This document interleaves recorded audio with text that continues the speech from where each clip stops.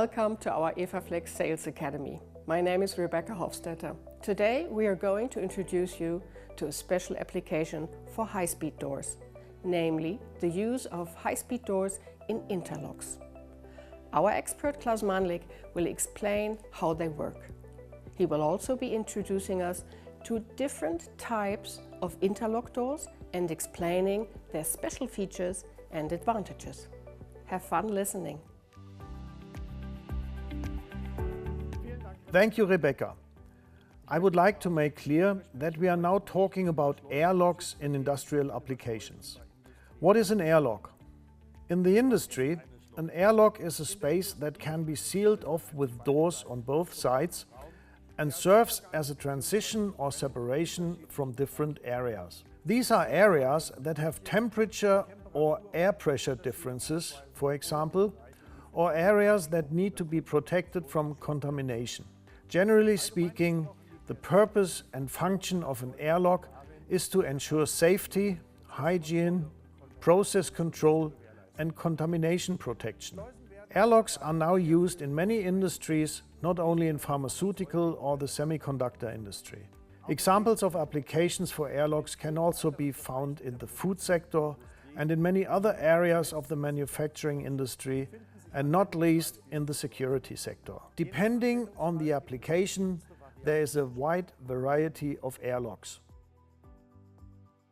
The most common type of airlock is probably the application with more than one interlocked doors. All doors are electrically connected to each other and they block each other. This means that as long as one door, let's call it an entrance door, is opened, no other door can be opened. Only when the entrance door reports that it is closed, an exit door can open.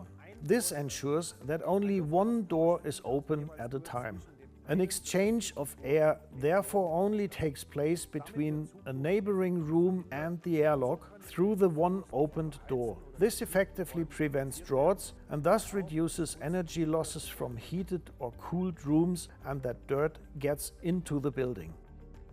With the transfer airlock, you can regulate traffic or direct it into a certain direction, for example by setting up the airlock for a one-way traffic. In combination with sensors, it is possible to program the airlock function in such a way that the inner door opens automatically after the outer door is closed. Only when the airlock room has been left by the vehicle or person and the inner door is closed, a new transfer process can start. The transfer airlock is also very common as a pass-through or material airlock. In industrial and often hygienically sensitive environments, it is used to transfer materials from one area to another under controlled conditions, without the respective environment meeting each other directly.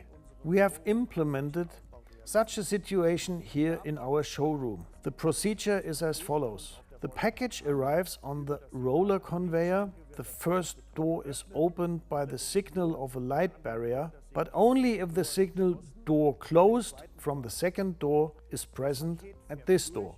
The package passes through and the door closes again as soon as the package has left the door area. The package then moves on and as soon as the first door is closed again, an opening impulse is automatically sent to the next door. It is therefore guaranteed that only one door is opened at a time while the other door is closed.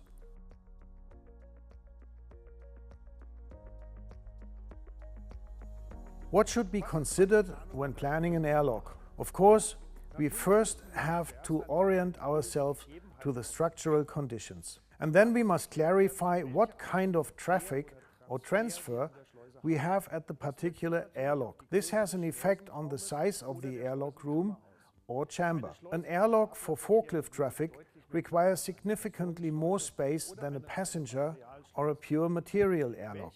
Which doors should be used at the airlock depends on the one hand on the frequency of the airlock and on the other hand it is determined by the ambient conditions, for example, differences in air pressure or temperature. A correspondingly fluid logistics process must be guaranteed. In principle, all EFAFLEX doors are suitable for use at an airlock. If it is an airlock on the outer shell of the building, the exterior door should definitely be designed with an insulated door leaf.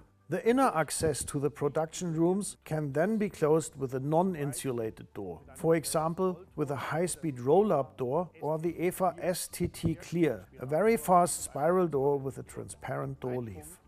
One point that should not be missed is the issue of emergency opening. For example, if I plan an airlock in which both doors are mounted on the outside of the airlock room, then you don't actually have an emergency opening function inside the airlock because the emergency opening lever is attached to the frames. In the event of a malfunction, such as a power outage or a problem at the door, a person could possibly be trapped inside the airlock. With such an arrangement of the doors, it is absolutely necessary that the doors also have an emergency release on the opposite side. In our case, on the inside of the airlock room, in order to ensure an emergency opening from both sides. In case of pure material airlocks, where there is no passenger traffic, in general in a conveyor system, different regulations apply and thus the safety devices can be reduced. The signal exchange at an airlock depends on whether the airlock itself is self-sufficient or integrated into a networked system. In a self-sufficient airlock, for example, in an airlock as a building entrance, the controls of the doors are electrically linked so that only one door can be opened at a time, all other doors are blocked. For this to be possible, the door to be opened must have the information that all other doors are currently closed. Otherwise, it remains closed, the doors virtually block each other. The airlock function is started by giving a door the command to open. For example, by a push button or an induction loop that has been triggered. Our control system could also process other additional signals, such as signals from external commands or from sensors, which serve as an additional condition for the airlock function and can thus start or block the airlock process. If doors are integrated into a higher level control system, such as a building management system, this central control unit specifies when which door must be opened or closed. To do this, this master control system requires the status signal from all door controllers. The maximum number of opened doors is to be specified by the master control system. Therefore, the control system needs the information as to whether the doors are opened or closed, as well as the release message from the safety devices, an example from the light barrier and the safety contact strip or a light curtain. When this approval is granted, the command to open and close is given to the respective door. This connection can be made via potential-free contacts or a bus connection, such as Profinet or ProfiSafe, for example. In this situation, the doors of the airlock are not directly connected to each other.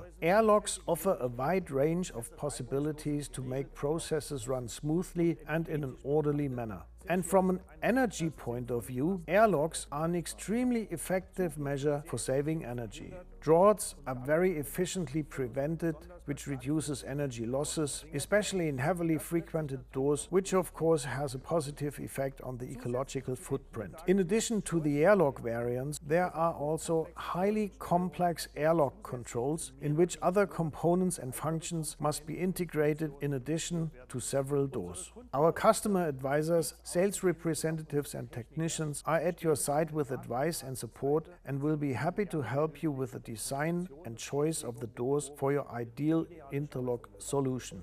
And so, back to Rebecca. Thank you for joining us today. See you next time at EFAFLEX Sales Academy, and in the meantime, follow us on Facebook and LinkedIn.